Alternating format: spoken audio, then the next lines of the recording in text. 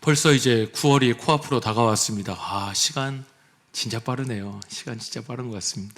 8월 방학할 때만 해도 방학이다, 방학이구나 이랬는데 벌써 더 행복한 개강이 이제 코앞으로 다가왔습니다. 이제 새로운 하반기를 시작하면서 우리 성도님들하고 오늘 어떤 말씀을 나누면 좋을까 이렇게 고민을 하다가요, 오늘 아브라함 말씀 함께 나누면 좋겠다라는 생각을 하게 되었습니다. 우리 일반적으로 아브라함을 가리켜 믿음의 조상이라고 그렇게 이해합니다. 믿음의 조상. 그러니 이거 엄청난 수식어입니다. 하나님을 믿고 하나님의 말씀대로 살아가는 그 백성들의 조상. 그래서 열국의 아버지라는 뜻이지 않습니까?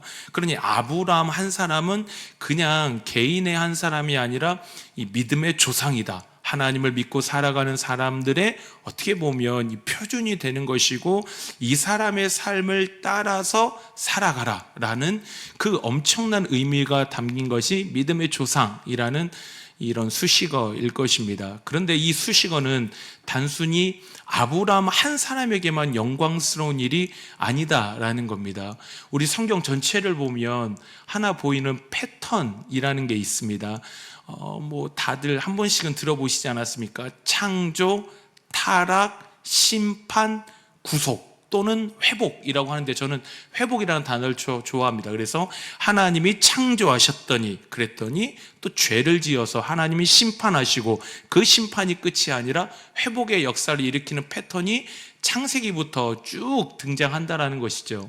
하나님께서 아담을 창조하셔서 창조하시지 않았습니까? 근데 죄를 지어요. 그래서 하나님이 심판하시죠. 에덴 동산에서 쫓아내십니다. 그러나 그냥 거기서 끝이 아니라 에덴 동산 밖에서 다시 자손을 낳으며 그 계보가 끊이지 않도록 하나님께서 복을 주십니다. 그래서 창조, 죄, 타락, 심판, 회복이라는 구조가 딱 등장하더니 그 이후에도 이 패턴이 계속 등장을 하지 않습니까? 이 아담과 하와가 자녀들 많이 낳았더니 또 죄를 짓지요. 죄를 지어서 하나님께서 심판, 홍수 심판을 내리지 않습니까? 그때 하나님이 홍수로 끝이 아니라 누구를 세우시죠? 노아를 세우셔서 그 방주를 통하여 다시 구원, 회복의 역사를 일으키시더라라는 거죠. 그래서 이 노아를 통하여 다시 회복과 창조를 일으켰더니 또 노아의 자손들이 막 번성하더니 하는 게 뭐냐면 또 죄 짓는 겁니다. 그 죄 짓는 거에 대표적으로 나온 게 창세기 11장에 뭐죠?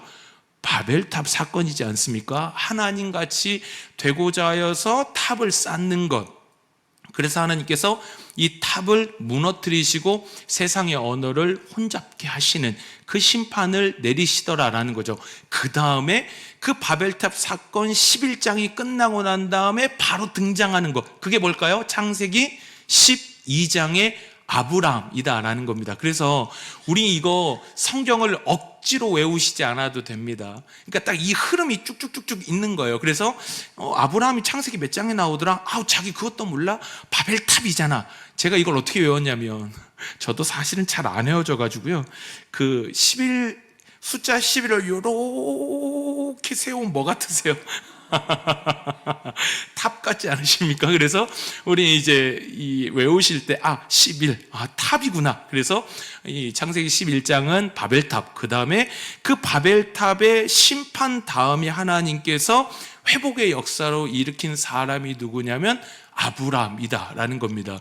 그래서 아브라함의 등장은 그냥 어떤 한 사람이 믿음의 조상이 되었더라 정도의 개인적 차원의 의미를 넘어서서 하나님의 구원사의 회복의 역사의 새로운 출발점, 시작점의 의미를 갖는 것이 아브라함이다라는 것입니다. 그래서 저는 이 아브라함이 그러면 어떤 은혜를 통해서 이 회복의 역사를 시작했는지를 오늘 잠시 함께 살펴보면서 우리도 그런 소원이 있었으면 좋겠습니다. 우리의 하반기, 이제 9월부터 시작되는 우리의 하반기가 하나님의 은혜가 다시 회복되는 시점, 다시 한번 아브라함처럼 그 은혜가 회복되고 주의 역사가 회복되고 이럴 때 아멘 하면 참 좋으신데 다시 한번 없었던 일로 하고 다시 한번 해보겠습니다.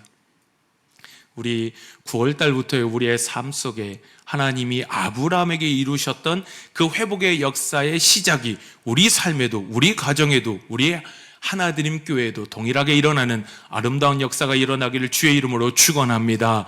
하나님께서 아브라함의 어떤 은혜를 통해서 이 새로운 시작을 시작하셨는지, 회복의 역사를 시작하셨는지 우리 함께 잠시 살펴보면 좋겠습니다. 첫 번째로 아브라함이라고 생각하셨을 때 우리 이 창세기 12장 1절 보시겠습니까? 창세기 12장 1절 보시면 이렇게 말씀하고 있습니다. 여호와께서 아브라함에게 이르시되 라고 하면서 아브라함이 갑자기 등장하죠. 우리 질문을 좀 던져볼 만한 것 같습니다. 왜 하나님께서는 그 수많은 사람들 중에 아브라함을 선택했을까요? 왜요? 하나님께서 아브라함을 부르시지 않았습니까? 그러면 하나님께서 이유가 있어야 하잖아요. 노아는 당대 의인이라 하지 않습니까? 그러니 뭔가가 있어야 하나님이 부르신 것이 될 건데, 그래도 믿음의 조상인데 대체 뭘 보고, 대체 뭐가 대단해서, 위대해서, 뛰어나서 하나님의 믿음의 조상으로 아브라함을 불렀냐라는 것입니다. 그 어디에도 나오질 않습니다. 성경 그 어디에도 하나님이 아브라함이 이래서 부르셨더라가 없습니다. 아브라함이 대단했더라, 아브라함이 기도의 용사였더라, 아브라함이 말씀의 용사였더라, 한 자가 없어요. 하나님께서 아브라함을 왜 선택하시고 부르셨는지에 대한 말씀이 없습니다. 오늘 여기서 나오는 언약의 내용들은 약속이에요. 내가 너한테 땅 줄게, 내가 너한테 자손 줄게, 내가 너를 복의 근원으로 삼아줄게. 이건 하나님이 주시겠다 하신 약속이지 아브라함을 선택하신 이유가 아닙니다. 성경 어디에도, 이 구약 성경 어디에도 하나님이 대체 왜 아브라함을 부르셨는지에 대한, 아브라함이 어떤 자질을 보시고 부르셨는지에 대한 언급이 없더라라는 거죠. 심지어 여호수아 24장 2절 말씀입니다. 우리 여호수아 24장 2절 말씀 읽어보실까요? 시작. 여호수아가 모든 백성에게 이르되 이스라엘의 하나님 여호와께서 이같이 말씀하시기를 옛적에 너희의 조상들 곧 아브라함의 아버지 나홀의 아버지 데라가 강 저쪽에 거주하여 다른 신들을 섬겼으나, 남겨주세요 화면. 보시면 아브라함의 아버지 데라가 강 저쪽에서 뭐 했대요? 다른 신들을 섬겼다라는 것입니다. 그러니 이 아브라함의 고향은 메소포타미아 지역의 갈대아 우르라는 지역입니다. 이 가나안 땅이 있고 그 옆에 갈대아 우르라는 지역이 있는데, 그러니 여기서 아버지는 다른 신을 섬긴 겁니다. 뭐 어떤 학자들은 우상을 만드는 사람이었다라고까지 추측하지만, 뭐가 됐든 아브라함은 뭐 그리 대단한 믿음의 가문도 아닌 겁니다. 심지어 다른 신을 섬기던 부모 아래서 자랐던 사람. 그러니 아브라함의 뭐가 대단했을까요? 대체 하나님께서 왜 아브라함을 선택했냐라는 것입니다. 저는 단 한 가지겠구나 싶습니다. 하나님께서 아브라함을 믿음의 조상으로 선택하신 것, 믿음의 조상으로 선택을 받은 것 단 하나입니다. 그저 하나님의 은혜입니다. 그러니 뭐 대단해서 어떤 공로가 있어서 위대함이 있어서 하나님이 하나님의 백성으로 부른 것이 아니라 뭐라고요? 은혜입니다. 아무것도 내세울 게 없는데, 아무것도 하나님 앞에 드릴 게 없는데 그냥 하나님이 부르신 것입니다. 그러니 아브라함 때부터 저는 의도적인 것 같아요. 저는 하나님께서 어쩌면 막 구구절절 설명하실 수 있지만 안 하신 이유가 있다라고 한다면 이거 하나님의 은혜구나. 우리가 하나님을 알고 하나님의 부르심을 잊고 하나님의 새로운 은혜의 시작을 할 수 있는 이유는 단 한 가지밖에 없다는 거죠. 그 출발점은 뭐겠습니까? 하나님의 은혜입니다. 한량 없으신 은혜. 우리의 부르심도 마찬가지지 않습니까? 제가 어떻게 교회에 나왔을까요? 제가 생각해 보면 전 예수님 안 믿었으면 참 큰일 날 사람입니다. 제가 우리 주님 몰랐으면 어찌 살았을까요? 앉아 계신 우리 성도님들은 좀 어떠십니까? 우리 주님 믿고 여기에 나온 것 다 하나님의 은혜이지요. 회복의 역사를 시작하는 것도 마찬가지다라는 것입니다. 바벨탑으로 인하여 영적인 어둠이 있었고 그 어둠이 끝나고 이제 하나님의 찬란한 회복의 시작이 일어나는 그 은혜의 시작점의 출발이 뭐냐? 하나님의 은혜가 없으면 안 된다라는 것이죠. 우리 9월달을 준비하면서 끊임없이 은혜를 구해야 됩니다. 자녀를 위해서 마음이 지금 우리 수험생들 어머님들은 얼마나 마음이 다급하세요. 저는 초등학교 6학년밖에 안 되는데 아내랑 둘이 얘기하면 온통 아들 걱정입니다. 얘 중학교 어디 보내냐, 얘는 어떤 친구들하고 요새 다니는 거냐.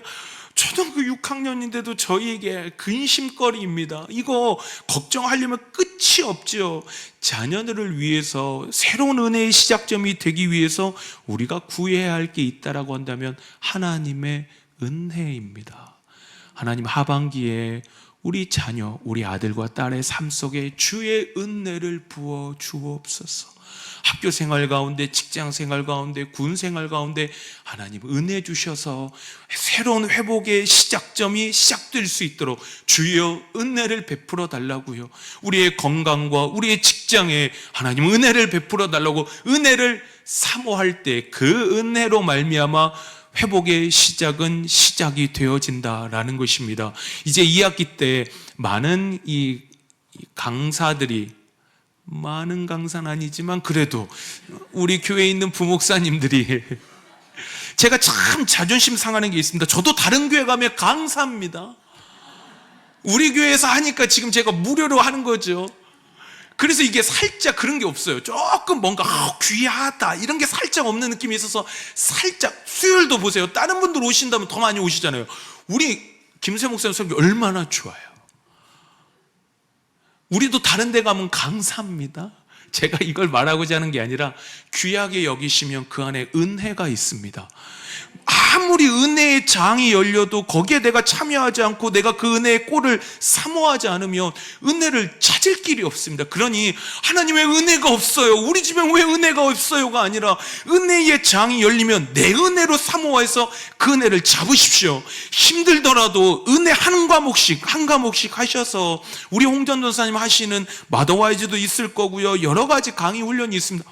신청하셔서 은혜를 사모하시고 한 학기 동안 또 주여 은혜를 베풀어 달라고 이런 은혜의 사모함으로 나아가셔서 이 아브라함이 이룩한 이 은혜의 시작점이 바로 우리 성도님들의 은혜의 시작점이 되는 이 아름다운 역사를 경험하는 우리 모두의 하반기의 삶이 되시기를 주님의 이름으로 축원합니다. 그래서 하나님의 은혜를 사모해야겠구나, 이게 저는 시작점의, 이 회복의 시작점의 출발이라고 생각하고요.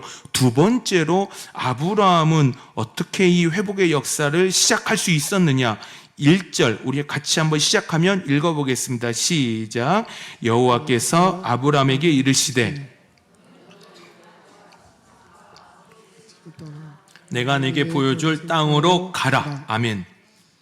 하나님께서 말씀하시기를 이 아브라함에게 첫 번째 명령하신 건 뭐죠? 너의 고향과 친척과 아버지의 집을 떠나라 라는 것이 하나님께서 먼저 주신 명령입니다. 너의 친척과 아버지의 집을 떠나라. 하나님께서 말씀하신 건 떠나라입니다. 이게 무슨 의미이겠습니까? 결국에 안정적으로 지금까지 익숙한 환경에서 떠나서 새로운 땅으로 가는 겁니다. 심지어 1절에 보시면 가나안 땅이라고도 안 해요. 그냥 내게 보여줄 땅으로 가라. 그러니 하나님께서 어떤 땅을 주실 건데 그 땅으로 가라. 너 익숙한 방법에서, 여기에서 살던 방식대로 살지 말고, 여기서 지내던 방식대로 지내지 말고 그 옛 것에서부터 출발해서 이제 가나안 땅이라는 새로운 땅으로 가서 그 땅에서 살아가라라고 그렇게 하나님께서 명령하고 있는 것입니다. 요 가나안 땅으로 가라는 거죠. 결국엔 우리 지도를 좀 한번 보여주시겠습니까? 지도를 보시면 딱 저기입니다. 지금 갈대아 우르에서 요 가운데 낀 땅, 그러니까 우리 성도님들 기준으로 왼편이 메소포타미아 지역이지요. 유프라테스와 티그리스가 흐르고 있는 이 메소포타미아 지역이고, 오른쪽을 보시면 그 유명한 나일강이 흐르는 애굽 땅이 보입니다. 그러니 가나안 땅이 어떤 땅이냐면 이 메소포타미아 지역과 애굽 땅 가운데 낀 땅, 이게 가나안 땅이다라는 것입니다. 이거 생각할수록 말이 안 됩니다. 생각해 보십시오. 만약에 하나님께서 어떤 새로운 민족을 탄생시키시려고 해요. 지금 민족을 시작하시려고 해요. 그러면 어디에서 민족을 시작하시는 게 좋을까요?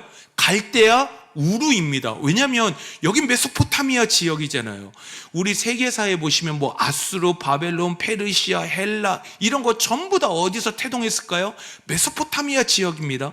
이 메소포타미아 지역을 누가 패권을 잡느냐에 따라서 고대근동 전체 패권을 잡는 것입니다. 그러니까 가나안 땅이 아니라 하나님께서 만약에 민족을 만드실 거면, 대단한 민족을 만드실 거면 갈대아 우르에서 끄집어내시면 안 돼요.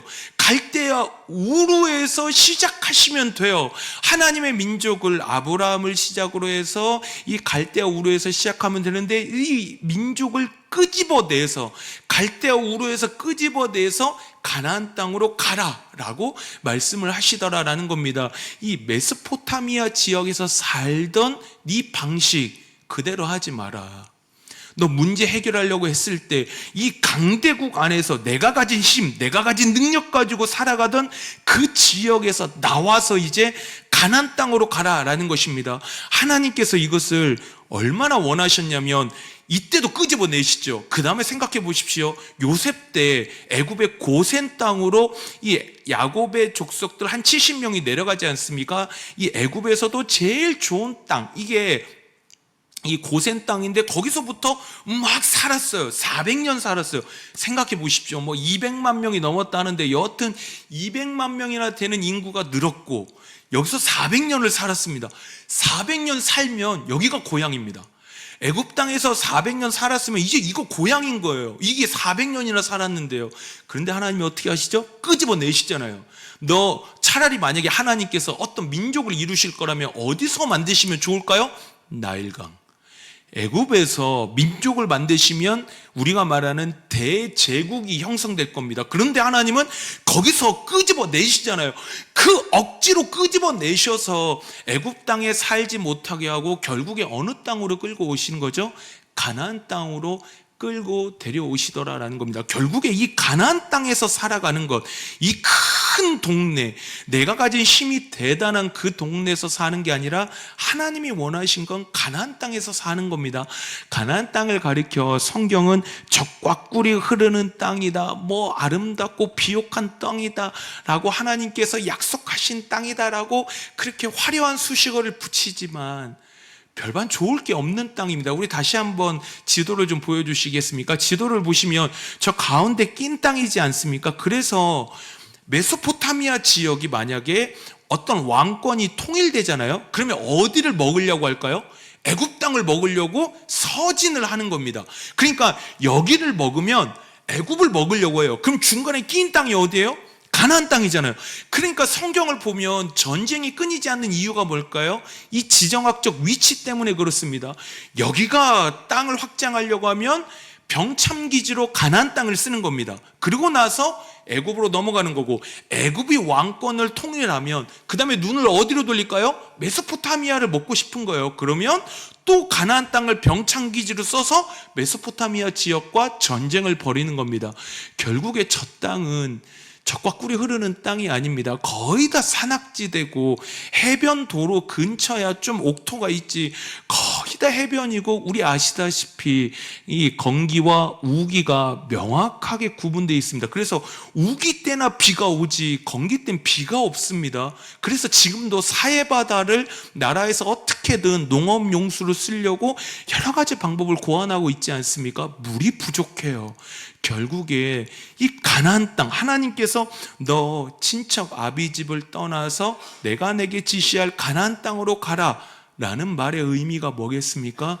네가 가진 힘으로, 네가 가진 능력으로 그 대단한 땅에서 살려고 하지 말고, 이 가나안 땅은 어떤 땅이에요? 전쟁이 끊이질 않아요.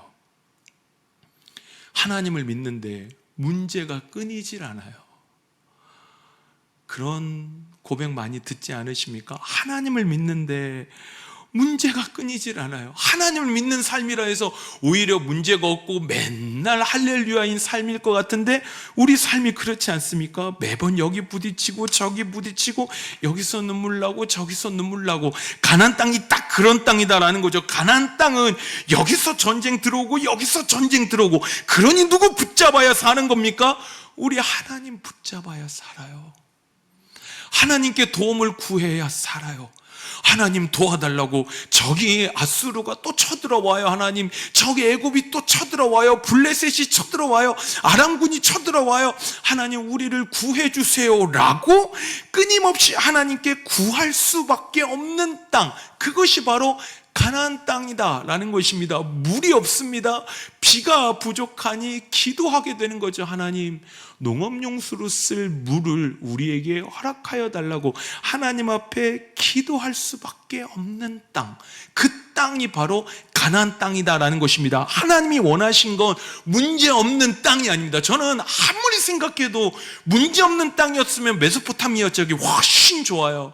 하나님은 끄집어내시잖아요. 그래서 하나님께서 지금 1절에 우리 회복의 역사가 어떻게 일어나느냐, 내가 지금까지 살아온 삶의 방식, 가치관의 방식, 문제 해결 방식을 내려놓고 이제는 하나님의 은혜를 전심으로 구하며 살아가는 방식으로 살아가라. 하나님을 붙잡고 살아가는 삶을 시작하면 그때부터 뭐가 시작된다고요? 하나님의 회복의 역사가 그때부터 시작된다라는 것입니다. 우리 성도님들은 어떤 삶의 방식을 가지고 지금 주님 앞에 살아가고 계십니까? 제가 예전에 섬겼던 우리 청소년 중에 한 명 별명이 고등학생이었는데 별명이 꼴초였습니다.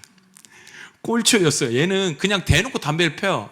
담배를 피고 담배 피는 걸 못하면 나는 교회 안 나온다, 이런 친구였습니다. 여하튼 얘는 그 수련회 가서도 담배를 폈어요. 그래서 대신 저한테 와서, 전사님, 오늘은 딱 3개만. 아니다, 나도 양심 있는데 2개만 해보겠습니다. 제 담배값을 좀 가지고 계셔 주십시오. 그래서 제가 담배값 가지고 있다가, 목사님 죽을 것 같습니다. 그럼 이제 하나 주면 가서 이제 안 되고 다시 회복해서 들어오고 막 이런 말도 안 되는 막 그런 친구가 한 명 있었습니다. 이 친구가 왜 그렇게 담배를 좋아했냐면 공부 스트레스 때문이었습니다. 부모님이 너무 똑똑하셨어요. 다 사자 돌림, 2분 다 사자 돌림. 얼마나 숨쉬기 어렵겠어요. 저는 참 우리 아이들한테 할 말이 그리 많이 없습니다. 뭐 전교에서 1등 해본 적도 없고 뭐 그러다 보니 막 사자 돌림 하신 분들은 대부분 그렇잖아요. 엄마는 옛날에 공부할 때도 없었어. 공부할 방도 없었는데 엄마는 그래도 1등 했다. 그러면 아빠가 옆에서 나도 뭐 이러면 이제 애는 죽어가는 겁니다. 막 숨이 안 쉬어지는 거예요. 어떻게 숨을 쉬겠어요? 그런 집에서 어떻게 숨을 쉬어요?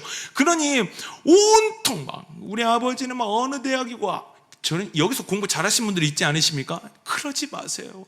그때는 그 시절이 있었습니다. 그 시절은 공부 안 하면 살 길이 없던 시절이잖아요. 그때는 공부가 꼭 성공의 시대예요. 그 공식이 통하던 시대니까 막 주구장창하지만 시대가 바뀌었습니다. 그러니 그것만 갖고 말하기에는 너무 암울한, 그런 이 친구가 너무 힘드니까 피는 거예요. 더러운 세상 이러면서 이제 한 대씩 피시고 들어오시면서 회복하시는 거예요. 이 아이가 찬양을 참 좋아하기 시작했습니다. 찬양. 예쁜 게, 청소년들은 있잖아요. 이 예쁜 게 뭐냐면 변화의 속도가 굉장히 빠릅니다. 제가 청소년 사역 굉장히 오래 했거든요. 청소년 사역을 오래 하면서 제가 깨달은 게 뭐냐면 아이들은 받아버립니다. 그러니까 그냥 청소년들은 이거 맞네? 이거 진짜네? 이거 되겠네? 그럼 받아버려요. 우리 성도님들은 어쩔 수 없는 게 너무 세상을 많이 하세요. 하나님, 이거는 말이 되고, 아이고 예수님, 이건 좋은 얘기긴 한데 예수님 21세기에는 살짝 안 맞아요. 예수님, 이거는 패스. 이거 어쩔 수 없는 게 우리 이 시대를 살아가기 때문에 너무 세상을 많이 알기 때문에 그런 것 같습니다. 청소년들은요, 이게 내 말씀이다 싶으면 받아버리는 거예요. 이 아이가 말씀을 통해서 변화되고 제자 훈련 받으면서 내가 이 스트레스, 내 마음에 괴로움이 있을 때 이렇게 푸는 거 아니구나. 내가 괴롭고 지치고 죽을 것 같을 때 이렇게 하면 안 되는 거구나를 깨닫고 그 아이의 삶의 방식이 바뀌기 시작했습니다. 한숨을 달고 살았어요. 얘가 전사님 진짜 공부하는 게 너무너무 힘들어요 했던 그 아이가 이제 찬양을 하다 보니, 찬양이 뭐겠습니까? 찬양의 모든 가사는 뭐예요? 하나님이 이러한 일들을 이루셨습니다 이지 않습니까? 그러한 것들을 고백하다 보니 이 아이의 삶의 방식이 바뀌기 시작했습니다. 이젠 담배를 피는 게 아니라 조금씩 한 번에 줄이지 않았습니다. 어려워요. 조금씩 줄여갖고 이 아이가 그것을 찬양을 통해서 이제는 괴로우면 피고 후 부는 게 아니라 찬양을 듣는 겁니다. 찬양을 듣고 그 하나님이 나의 하나님이구나를 고백하면서 그 삶을 바꿔나가더라라는 것입니다. 저는 하나님을 믿는 사람이 어떻게 티가 날까요? 하나님 믿는 거 어디 보여요? 아무것도 안 보이시지 않습니까? 어느 때 보일까요? 내가 힘들고 지치고 눈물 날 때 그 삶의 방식이 메소포타미아 지역에 사는 것처럼 그냥 내가 가진 능력과 힘과 지혜만 가지고 살아가는 삶이 아니라 가나안 땅으로 오는 겁니다. 척박하지만 주의 은혜를 사모하지 않고는 살아갈 수 없는 삶. 그래서 이제 예전의 방식을 버리고 새로운 방식, 믿음의 방식을 가지고 살아갈 때 하나님께서는 그 사람을 통하여 회복의 역사를 이루시더라라는 것입니다. 이제는 옛것이 지나가고 우리는 뭐가 되었죠? 새것이 되었습니다. 우리 고린도후서 5장 17절입니다. 우리 같이 한번 시작하면 읽겠습니다. 시작. 그런즉 누구든지 그리스도 안에 있으면 새로운 피조물이라. 이전 것은 지나갔으니 보라 새것이 되었도다. 할렐루야. 예수 그리스도 안에 있으면 우리의 신분이 변한 거죠. 우리 예수님 믿으면 천국. 이건 제가 계속 강조합니다. 이건 선물입니다. 하나님의 한량없으신 은혜입니다. 근데 이건 그냥 하나님께 맡기는 영역이에요. 우리가 어찌할 수 없어요. 그러면 새로운 피조물이 되었다는 의미가 뭐겠습니까? 신분이 변화된 거죠. 신분은 우리는 개념이 없지만 AD 1세기 때의 신약 성경을 읽던 사람들은 이 새로운 피조물이 되었다. 신분, 계급사회입니다. AD 1세기는 철저하게 계급사회입니다. 노예일 때의 삶과 자유인일 때의 삶이 다릅니다. 로마인일 때의 삶이 다르죠. 삶의 태도가 달라지는 겁니다. 내 삶의 본질적인 모습이 달라진 거예요. 내 본질적인 삶의 방식이 결국엔 어떻게 된다는 거죠? 그 삶의 지위에 따라서 방식도 바뀌더라라는 것입니다. 내가 예수 그리스도를 믿고 살아가는 건 그냥 나 예수님 믿고 살아가요가 아니라 내가 예수님을 믿고 살아가는 그 본질적인 의미는 이제는 삶의 방식이 예전과는 다른 방식으로 사는 겁니다. 힘들 때 말씀 보고 어떻게 눈물 나도 기도하고 가슴이 찢어질 것 같으면 나와서 하나님께 찬양하며 그 어려운 시절을 견뎌내고 버텨내는 삶의 방식. 이 삶의 방식이 시작될 때 하나님의 회복의 역사도 시작된다라는 것입니다. 우리 하반기에 우리 성도님들의 믿음의 삶이 이 아름다운 믿음의 삶이 되셔서 하반기에는 이제는 옛것이 지나가고 새것이 되어서 믿음의 방식을 가지고 살아가셔서 우리 하나님이 이루시는 아름다운 역사를 체험하며 나아가시는 우리 모든 성도님들의 하반기의 믿음의 삶이 되시기를 주님의 이름으로 축원합니다. 우리 한 가지만 마지막으로 짧게 살펴보겠습니다. 우리 같이 2절입니다. 우리 2절, 3절을 같이 읽겠습니다. 시작. 내가 너로 큰 민족을 이루고 내게 복을 주어 내 이름을 창대하게 하리니 너는 복이 될지라. 너를 축복하는 자에게는 내가 복을 내리고 너를 저주하는 자에게는 내가 저주하리니 땅의 모든 족속이 너로 말미암아 복을 얻을 것이냐 하신지라. 아멘. 하나님께서 이제 너 떠나라, 새로운 믿음의 방식 가지고 살아라 한 다음에 뭐 말씀하시죠? 2절부터 3절은 약속입니다. 약속. 기독교는 약속의 종교라고 하죠. 그래서 이 올드 커버넌트라고 하지 않습니까? 이 뉴 커버넌트, 커버넌트가 약속, 언약입니다. 하나님과 사람 사이에 맺은 언약. 하나님께서 너 이제 새로운 방식 가지고 살 거냐? 그러면 내가 이제 이런 복을 줄게 라고 하나님이 약속하신 겁니다. 내가 너에게 땅을 주고 자손을 주고 복의 근원이 되게 해줄게 라는 약속을 하나님께서 주셨다라는 것입니다. 그러니 이제 바벨탑의 사건이 끝나고 아브라함의 시대가 왔을 때 그 아브라함의 시대가 왜 믿음의 조상이 되는 걸까요? 생각해 보십시오. 만약에 믿음의 조상이라고 한다면 누가 등장해야 될까요? 아담입니다. 만약 아담 입장에서 보면 자존심 상하는 일이지 않겠습니까? 아니 믿음의 조상이라 한다면 내각이지. 아니 연수로 봐도 연차로 봐도 연륜으로 봐도 네가 왜 믿음의 조상이냐, 내각이지라고 해야 하지 않겠습니까? 아담도 있고 노아도 있지만 왜 대체 아브라함이 믿음의 조상이 되는 거죠? 언약의 시작점이기 때문입니다. 하나님께서 언약을 구체적으로 맺은 사람이 아브라함인 거예요. 아브라함부터 시작된 것이 언약의 민족이다라는 것입니다. 하나님께서 사랑과 언약을 맺으신 것입니다. 이거 생각해 보십시오. 이거 고대근동에서 자주 체결되던 것입니다. A라는 나라가 B 나라를 정복하면 서로 약속을 맺어요. 그게 언약입니다. A라는 나라가 B 나라를 정복하고 나서 너 나한테 쳐들어오지 마. 그리고 너 나한테 이 공물을 바치고 우리한테 많은 조세를 바쳐야 한다라고 그런 약속을 쌍방이 맺는 것을 기본적으로 조약이라고 합니다. 그런데 이 성경에서 나오는 언약의 특징이 뭐겠습니까? 신이 사람하고 맺은 겁니다. 그러니까 신이 사람과 사람이 맺은 게 아니라 신이 사람과 맺은 겁니다. 다시요. 이거 하나 꼭 기억해 주시면 좋겠습니다. 신이 사람하고 맺은 거예요. 사람이 사람과 맺은 게 아니라 신이 사람하고 맺었습니다. 그러면 뭐겠습니까? 사람은 어깁니다. 사람은 언약을 맺어도 어깁니다. 약속을 해도 깜빡했다, 나 이거 못 지키겠는데 할 수 있습니다. 그러나 신은 어떨까요? 신은 그렇게 할 수가 없습니다. 신은 그렇게 할 수가 없죠. 왜 그럴까요? 신의 속성 때문에 그렇습니다. 신이 그가 맺은 언약을 지키지 않으면 신은 신으로서 존재할 수 없습니다. 신은 신의 속성을 지켜야만 신은 그 자신의 본질적인 가치를 지켜나갈 수 있습니다. 그래서 신은 반드시 그가 한 약속을 지킬 수밖에 없습니다.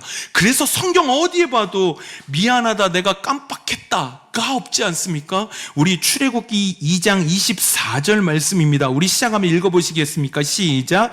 하나님이 그들의 고통 소리를 들으시고 하나님이 아브라함과 이삭과 야곱에게 세운 그의 언약을 어떻게 해요? 기억하사. 애굽의 노예로 있을 때입니다. 아무 소망이 안 보이는, 그 어디에도 소망이 보이지 않던 그 시대에도 하나님이 그러면 사라진 거냐? 아니다라는 겁니다. 하나님이 말씀하시지 않습니까? 내가 아브라함과 이삭과 야곱과 맺은 그 언약을 내가 지금 기억하고 있다. 내 삶이 지금 비록 어렵더라도, 내 삶이 지금 눈물 나는 문제가 있더라도 우리 기억하시면 좋겠습니다. 우리 하나님이 그럼 다 잊은 거냐? 아니다라는 것입니다. 때로는 눈물 나지만, 때로는 너무 힘들지만 그때에도 누가 계시지요? 나와 언약을 맺으신 하나님. 그 하나님이 지금도 우리를 기억하고 계시고 함께하고 계시고 그 언약대로 하나님의 역사를 이루어 가고 계십니다. 그것이 바로 우리가 믿는 언약의 하나님이십니다. 그 언약의 하나님을 믿고 살아가는 것, 그것이, 그 언약의 하나님을 신뢰하고 살아가는 것, 그것이 바로 회복의 시작점이다라는 것입니다. 우리 이제 하반기가 다가오고 있습니다. 하반기 때는 하나님의 은혜를 많이 구하시면 좋겠습니다. 그리고 이번 하반기 때는 옛 방식을 떠나서 이제 믿음의 방식으로 살아가는 우리 모두가 되었으면 좋겠습니다. 그리고 나의 무엇을 믿고 붙잡고 신뢰하며 살아가는 삶이 아니라 그 나와 언약을 맺으신 하나님을 신실하게 바라보며 나아가셔서 아브라함의 회복의 역사를 체험하며 나아가시는 우리 모든 성도님들의 아름다운 믿음의 삶이 되시기를 주님의 이름으로 축원합니다.